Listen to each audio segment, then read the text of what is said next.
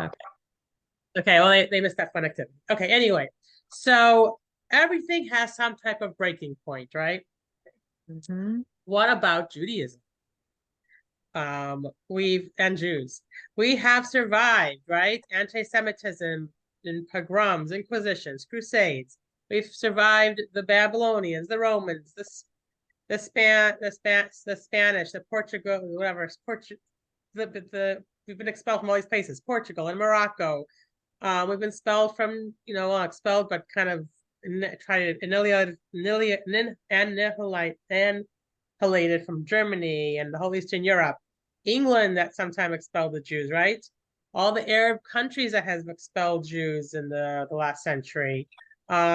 And then all the people trying to expel the Jews from Israel in our current situation. And what about all the places where Judaism was banned? So you can be a Jew technically and live there, but you couldn't practice, like the Soviet Union, Germany. They did outlaw a lot of Jewish, practices.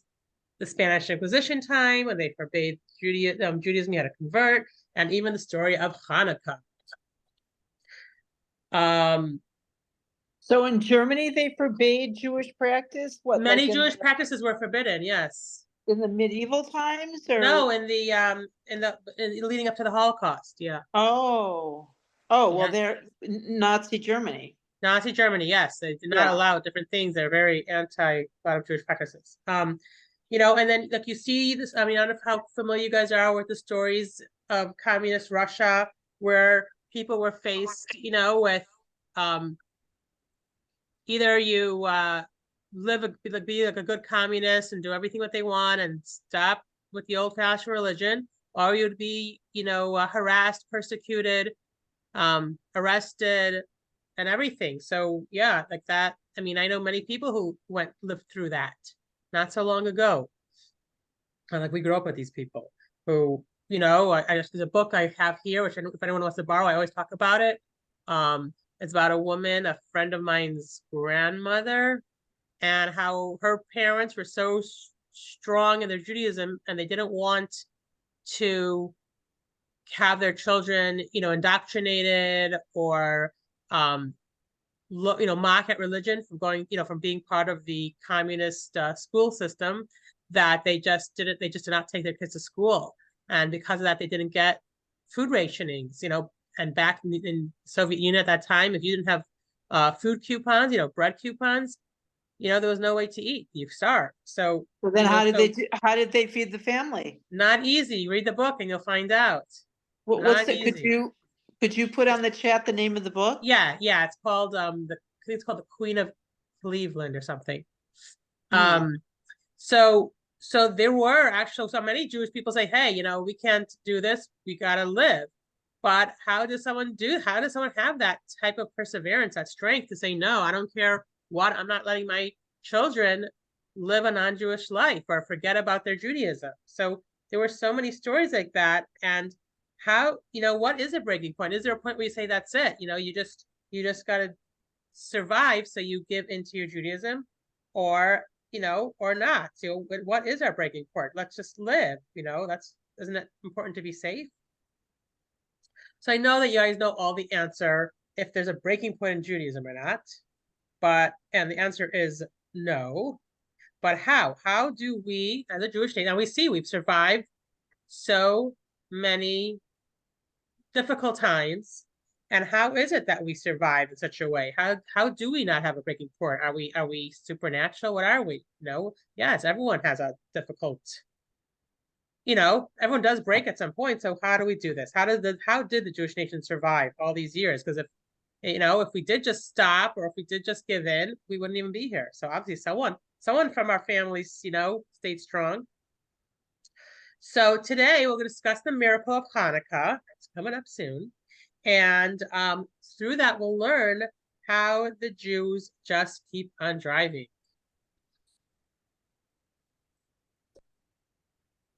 Okay, so that was our question. Okay. So this week's Parsha is Chaya Sara, the life of Sara, because Sara passes away. and kind of it culminates her life. And we talk about how Abraham sends his servant Eliezer to go and find a wife for his Yitzchak, and Rivka is chosen. They find Rivka, and he brings her back. And when Rivka comes back, Sarah's young daughter-in-law, but Sarah's not alive anymore. When she comes to the home, she's a very good spiritual successor to her mother-in-law. How? All the things that all the miracles that took place in the home when Sarah was alive and was since she has passed were no longer. When Rivka comes to move in, they all return. Let's read text number 1. I guess we'll go with Shelley.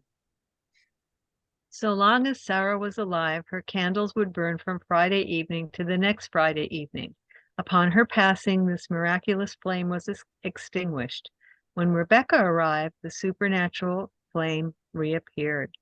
Okay, so interesting, supernatural flame. So she lit a candle Friday night, and it lasted the whole week till the next Friday. And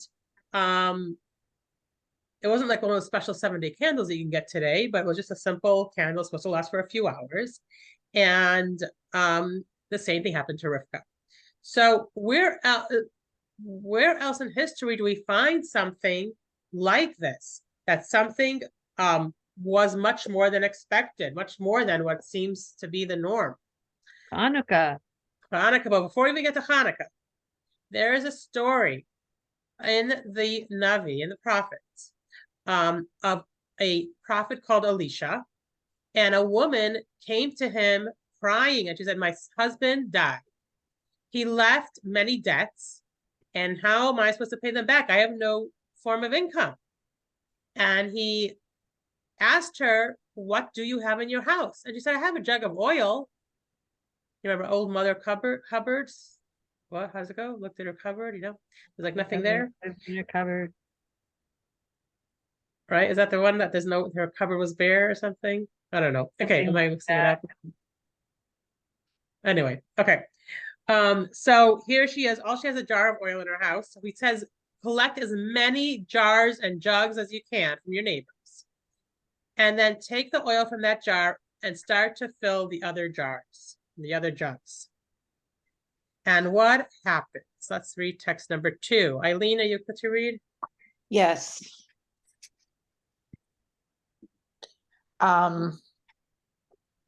Enter your home and close the door on yourself and your sons.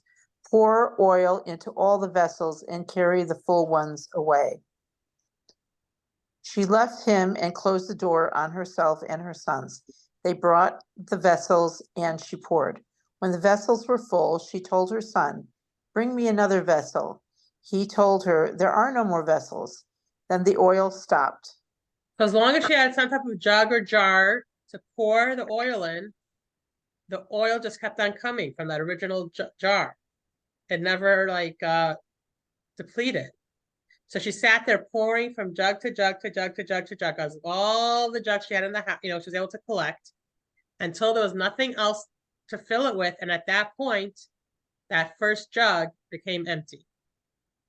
So this was a big miracle and she was able to take this oil and sell it, and she had an income. She was able to pay the debts and have an income. So this was also, again, something that was either unusual, that should have only lasted one jug full, and instead, I don't know how many jugs it filled, but many, many, many. And then, of course, as we said, Shelley, you mentioned Hanukkah. We have a similar type of situation where something lasts more than regular. Second. And here is text number 3. Catherine, you gonna read? You okay to read? Sure. When the Greeks entered the sanctuary, they defiled the oil in the sanctuary. When the Hasmonean monarchy overwhelmed and defeated them, they searched and found only one cruse of oil that remained with the seal of the high priest. There was only sufficient oil to burn for 1 day. A miracle occurred, and they lit the candelabra from it for 8 days. The next year, the sages enshrined these days as holidays with special recitations of praise and thanksgiving. Okay, so the really in short story of Hanukkah. So basically, they specifically wanted to light the menorah the proper way, so they're looking for the pure olive oil. And so because that oil lasted for 8 days, as we all know, that we celebrate for 8 days. But if you look at other major holidays, like, and Hanukkah is considered a minor holiday, other major holidays, like in the Torah, the longest one is 7 days, right? You have Pesach is 7 days. Here out of Israel, we celebrate an extra day. And Sukkot is 7 days. And then there's, Sara and Torah, which is like a separate holiday. But all these are all only other holidays are 1 day, 2 days, 7 days, but no one has 8 days. And why is it then that Hanukkah is received? It's not even like a holiday from the Torah, but we celebrate for 8 days. What's so special about it that we make such a big celebration? And not just that, if we think about Sarah's oil or Rivka, every week their candle or their oil lamp, however they lit, lasted a whole week. It wasn't just like one-time thing, but it was like a weekly occurrence. It was normal, and it was like so much. It also it was not 8 days, but lasted 7 days. So what's going on over here? Okay, so we're going to analyze this a little more to understand the precise nature of the miracle of Hanukkah.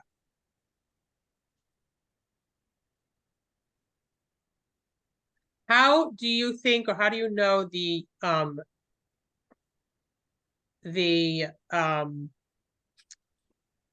miracle of the oil occurred? How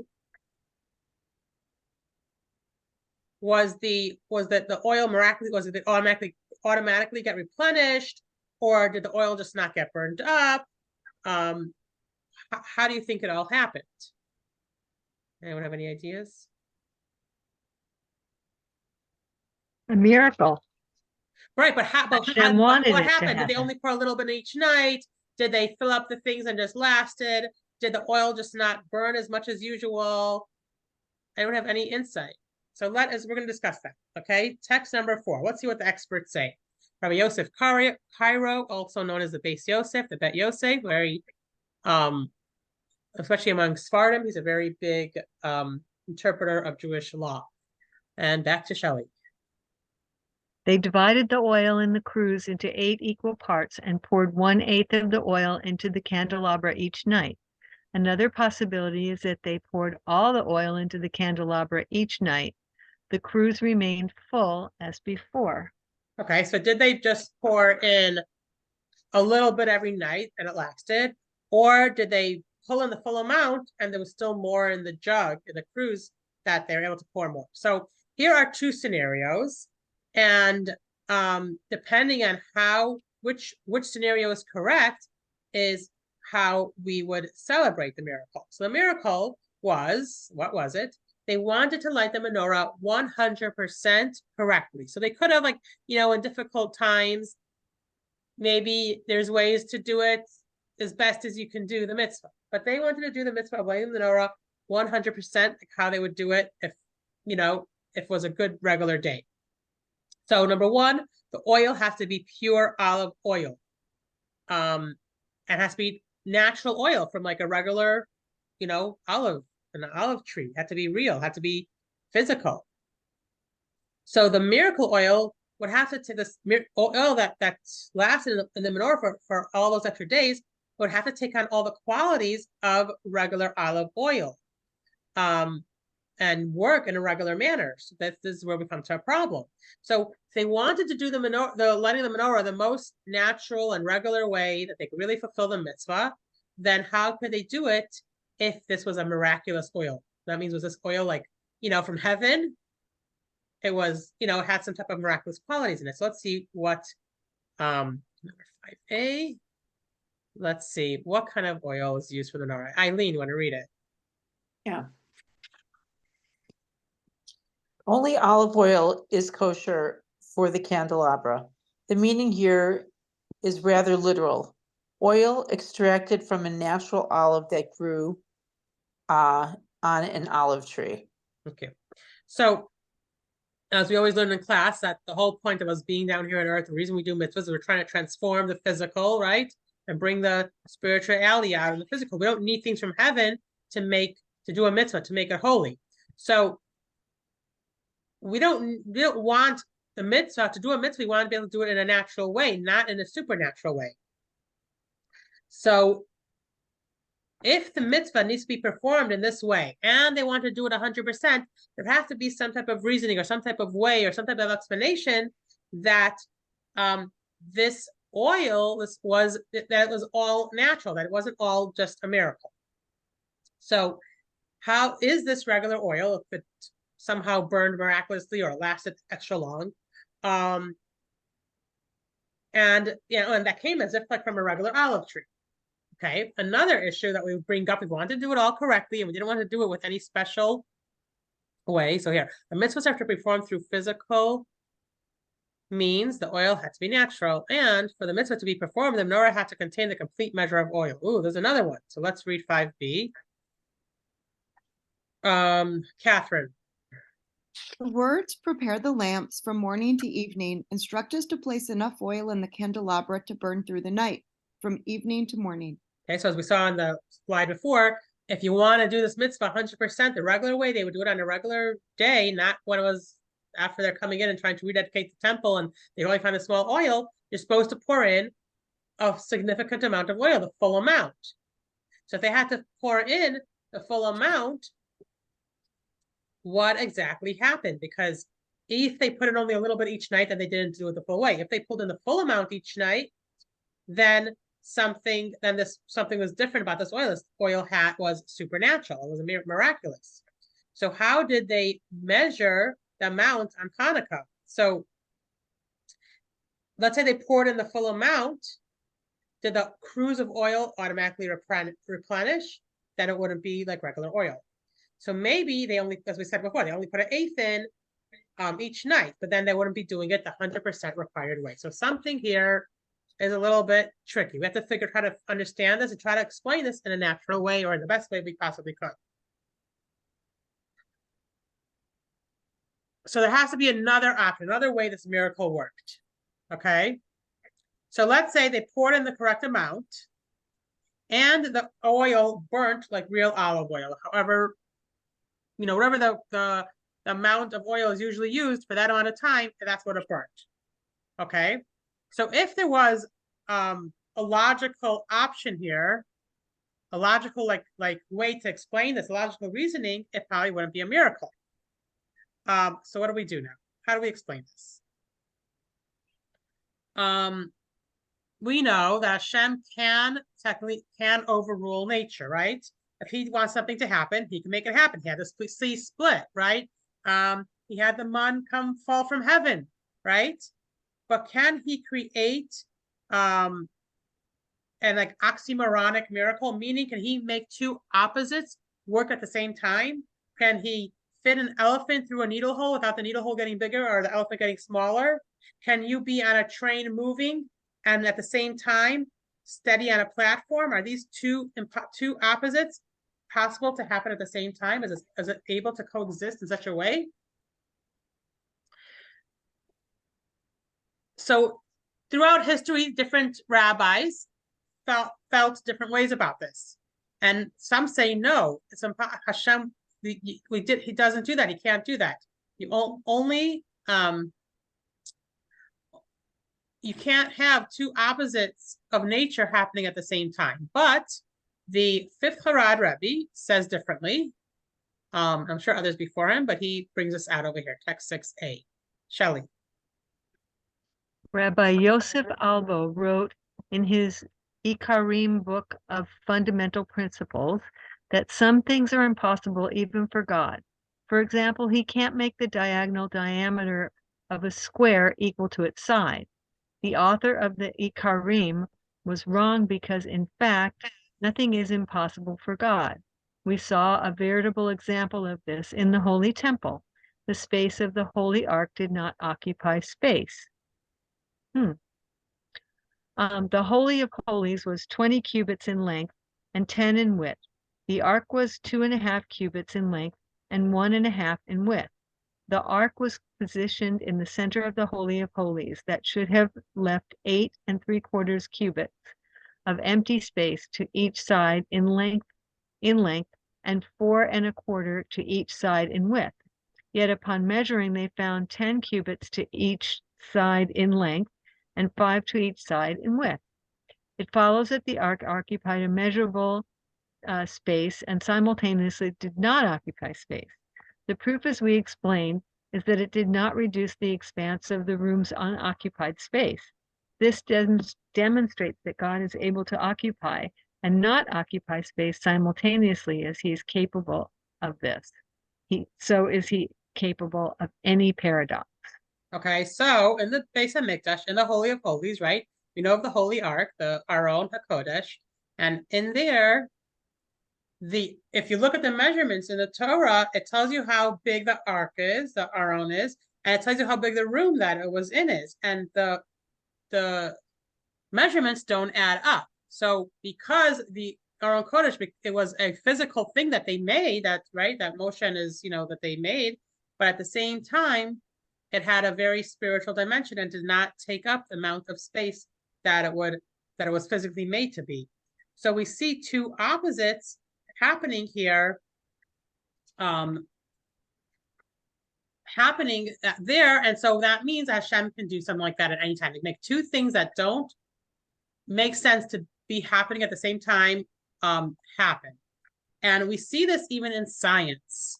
Okay, I am not at all an expert on quantum mechanics, but let's read 6b, and it will explain a little bit how there are some phenomena that are totally not understandable, that something could be two different things and still be the same thing. Okay, so let's read, Eileen. Okay. Waves are very distinct phenomena in. You see the beginning, is it a wave? Oh, I'm sorry. Is it a wave or is it a particle? This seems like a very simple question. Waves are very distinct phenomena in our universe, as are particles, and we have different sets of mathematics to describe each of them. So if we want to go about describing the entire universe, this appears to be a very handy classification scheme, except when it isn't. And it isn't in one of the most important aspects of our universe, the subatomic world. When it comes to things like photons, electrons, the answer to the question, do they behave like waves or particles, is yes. So meaning they could behave like either, even though it doesn't make any sense. So just like that, scientists can explain how subatomic particles can be waves or particles. They know it as a fact, but they can't really understand how that's possible. And it takes a certain humbling of the ego to accept that that some things are above someone's understanding. Also, the measurements are also affected by observation. It's almost like the wave or the particle knows if it's being observed, but people can't understand how. See? They did all those Okay. experiments, Yeah. Wow, yes. So knowing this, let's re-examine the Hanukkah miracle, okay? With this example in mind of the waves with a particle, how is this all possible? So the light of the menorah must be produced with a natural oil. So the oil was first poured, okay, so it was poured into the menorah. The whole cruse was the original oil, the pure olive oil with the seal. And how did it get replenished, or how did it last? Did it burn? Did it not burn? What is going on? So just like the way the particles and the waves could have both could fit into both categories. So the same thing, the flame of this oil was consumed, and at the same time, it was not consumed. So it does not make any sense to us. Obviously, it's something that has a supernatural flavor in it, but if we accept that we don't fully understand it, then it's something that God was able to create and make it somehow miracle. So the answer, let's look at the answer. Is it possible the flame consumed the oil and yet the oil remained unconsumed? The Hanukkah miracle was a quantum miracle, where the flames both burned naturally and consumed fuel while preserving the oil for the next day, similar to our simultaneous presence and absence in space. Okay, so now let's read how the Rebbe explains it a little bit. Abstract, but let's go ahead. Number 7. Back to Shelley. Rather than the oil being consumed and then miraculously replenished, we suggest that the oil was consumed and remained intact simultaneously. This entails a miracle of opposites. Natural flame or candlelight must consume its fuel, and the Hanukkah light did just that. Yet the volume of oil was not diminished in the least. It was combustion and non-combustion simultaneously. So the oil was naturally produced and the flame naturally burnt, so it fulfilled the requirement. But then, but if it totally consumed, it would not be. If it was actually consumed, there wouldn't be any oil for the next day. So there was this miraculous thing that the oil was combustion, and at the same time, it was not combustion simultaneously. So this is that was the miracle that Hashem made in the lighting of the menorah of Hanukkah. So it did two opposite, a combustion, and at the same time it did not combust. So something that's beyond our understanding, and obviously a supernatural component. So now let's look back at the Rabbi Yosef Karo, the Beis Yosef, at his explanation. Remember, he said, what are the possibilities? How are the possibilities that this miracle took place? And he had given two scenarios. One was only an eighth was used daily, and the other thing he said was the cruse remained full after the menorah was filled. When he said the second scenario, he gave a very slight variation, and this brought, let's see what it says here. There's another little variation of what he said. Eileen. Okay. Another option, they poured all the oil into the candelabra on the first night. The candles burned all night, yet in the morning they found that the candelabra's cups were full. Okay, so it was they poured all the menorah in, as I kind of mentioned before, and in the morning all the oil was still there, so they had enough for the next night. So they're able to again light it fully for the next night. So it was like a quantum miracle. And it only happened with Hanukkah, with the story of Hanukkah. The story of Sara and Rivka's Shabbos candles, and the story of Elisha, who had that, the oil that kept on pouring and pouring, was a little bit different. 1 second. Oh, sorry. Okay, I'm skipping ahead. Let's proceed. There's another case in the Talmud that was a similar story to Hanukkah. Text number 8b. Catherine. Rabbi Eliezer said, I once lit my candle on Friday evening, and when I arrived on Saturday night, I found it still burning and the oil was not diminished. Okay, so the oil wasn't diminished, but at the same time, it seemed like it was burning. So the same idea. So they found that the oil was still in the lamp. It was all still there. So Sara and Rivka's miracle candle was a little different, because that they lit it, and it's like the quality of the oil made it so eventually it burned, but it just took a really, really long time. So it was a really good quality oil. It was a miracle in the quality. Hashem made a miracle that the quality of Sara and Rivka's candle, or whatever, the wax, the oil, however they lit candles in those days, lasted extra long. So that was the miracle. The story of Elisha with the oil jugs, that was the quantity had a miracle, right? Kept them getting more and more and more, even though there was only one jug full, but it kept them pouring to fill 1 million jugs. The miracle of Hanukkah was the two opposites of natural and supernatural that worked together to make the oil burn, yet the oil didn't get burned. So it had to make a fire, and that they needed the oil for that. But at the same time, it stayed, and that gave them ability, because we're trying to explain here a way that they were able to light the menorah fully 100% without not doing the mitzvah fully and completely the way they usually did it.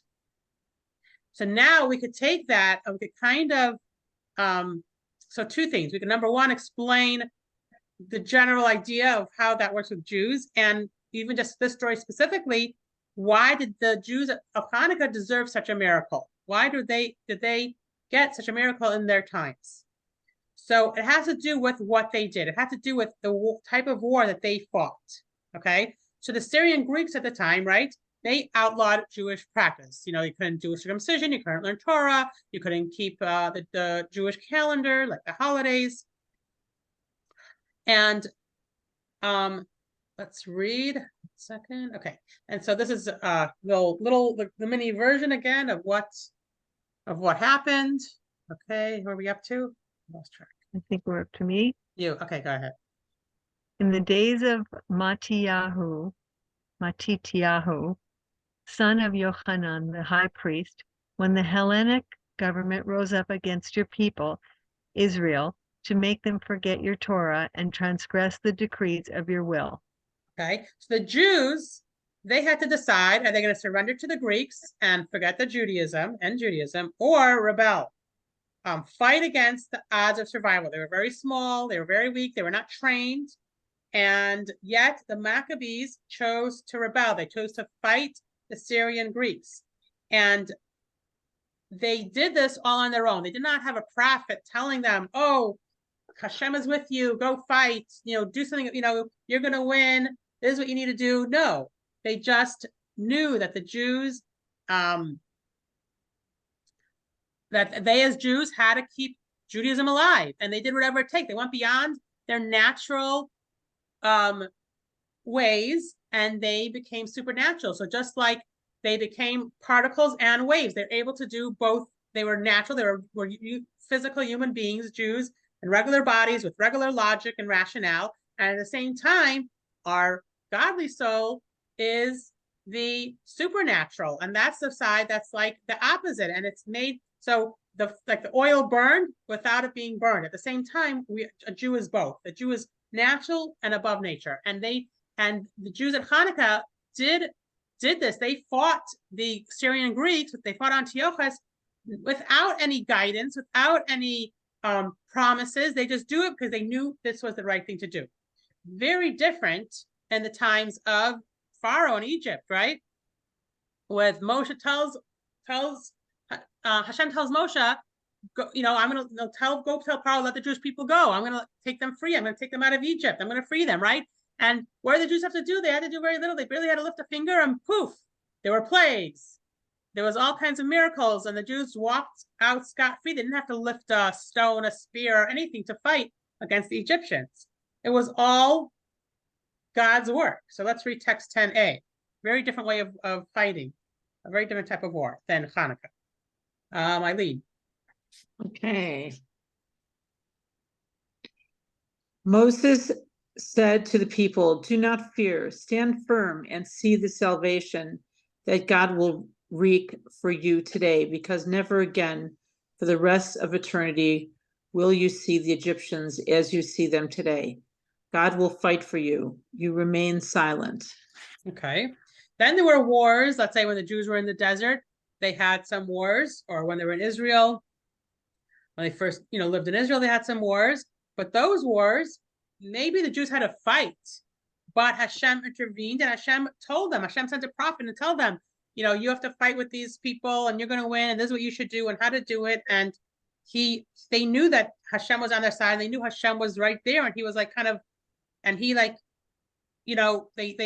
had the direct contact, and they knew that they were doing the right thing. They had a instruction to make that war, and that would be text number 10b. This is one example of it. Catherine. Moses sent 1,000 troops from each tribe along with Phinehas, the son of Eleazar the priest, who brought the sacred vessels and the trumpets. Okay, so what they do, they took, they had to fight a little bit, but they took, special things, special trumpets, special vessels, and that gave them like a spiritual strength that they were able to win the war against enemies at that time. And not one Jewish soldier fell in this war. Let's read back to Shelley. The officers appointed over the army's thousands, the commanders of thousands and the commanders of hundreds approached Moses. They said to Moses, your servants counted the soldiers who were in our charge, and not one man is missing from our ranks. So in this war, it was while the Jews were still in the desert, So there was 12,000 Jewish soldiers, and there was, I think they were fighting against like 32,000 or more Midianite soldiers, and not one Jewish soldier died. And that was because like they knew Hashem was with them. They knew it was a spiritual war, and they did have to physically fight, but it was in a very, very revealed way, it's a very spiritual fighting too. And that, and like Hashem was like there with them and kind of helped them along. And this happened many, many wars that the Jewish people fought. Now the story of Hanukkah is a whole different ballgame, because there they were alone. There are no prophets to tell them that they should fight. They had to stand alone, and they had no assurance that they were going to win. They just had a small army, and they didn't have much warfare experience, and they did it because they were trying to save Judaism, because they wanted to be able to worship Hashem and not have to follow the the idol worship of the Syrian Greeks. So let's read text number 11. It gets longer than what we see over here. Eileen. Hi, Dina. Okay, Antiochus sent letters to all his royal domains, and all the clan chieftains arrived on armored elephants. The wicked general Bagris invaded Jerusalem for a second time. He broke through the wall, shattered the gateway, made 13 breaches in the temple, and ground the stone to dust.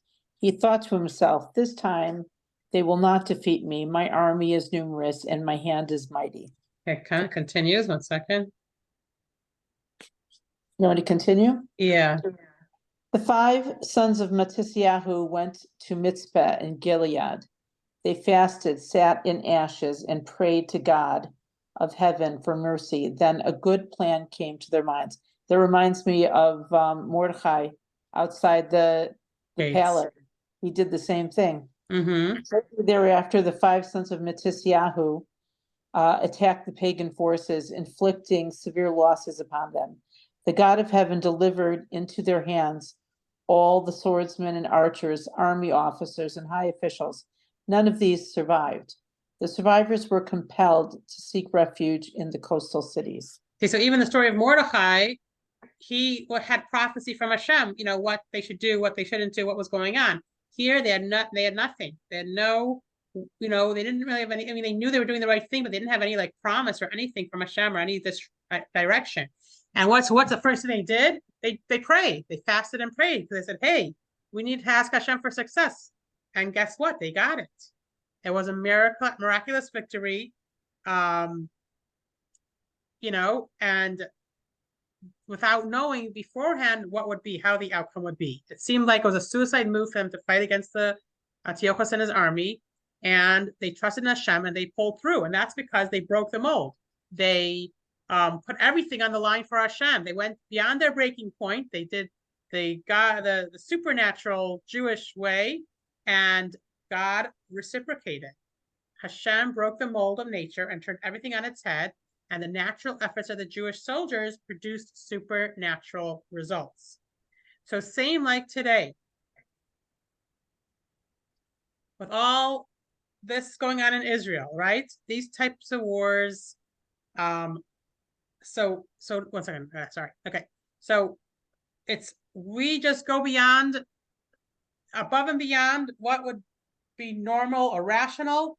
And if it's for Hashem, if it's for the Torah, Hashem pulls through. Now, what's interesting is there's these 3 types of wars that we just discussed can be compared to the 3 types of oil that we discussed. So there's the leaving Egypt, which was almost no battle at all. Hashem did it all for us. There's that battle of Midian that we discussed, which we know Hashem was on our side and he told us what to do, and it was more of a spiritual fighting. Yes, we did have to do some physical fighting, but Hashem was totally there and told us what to do, and it came right through. And then there's a Hanukkah where the Jews felt all alone, and they felt they were fighting a total natural war. And this also is compared, we see this. So the Egypt type of war, we didn't have to do anything, Hashem did it all, is like the story of Elisha, the oil by Elisha. The lady, she just poured and poured. The quality of the one second, sorry. Let me see if there's another. Yeah, here we go. Okay. The miracle that Hashem did by Elisha, that he just more oil kept coming out, the quantity just kept becoming more and more. It's like Hashem fighting the war and we do nothing. The type of war that we had to fight, but we knew that Hashem was totally helping us and guiding us. That's like the oil of Sara and Rivka, their candles, that it just burned so beautifully that it lasted so long. And then the oil burning naturally and supernaturally simultaneously is like the story of Hanukkah, like the war that they had no clue if there will be any good outcome, but they put in all their effort beyond their breaking point because they're Jews, as we said, and Jews are supernatural. And we just somehow, when the going gets tough and we need to show who's really in charge and how the world runs, we get this extreme surge of supernatural powers to show the world what who's running the world, and it's Hashem, and that is compared to the oil of Hanukkah. They just put their full hearts and everything and strength into doing what Hashem wanted them to do.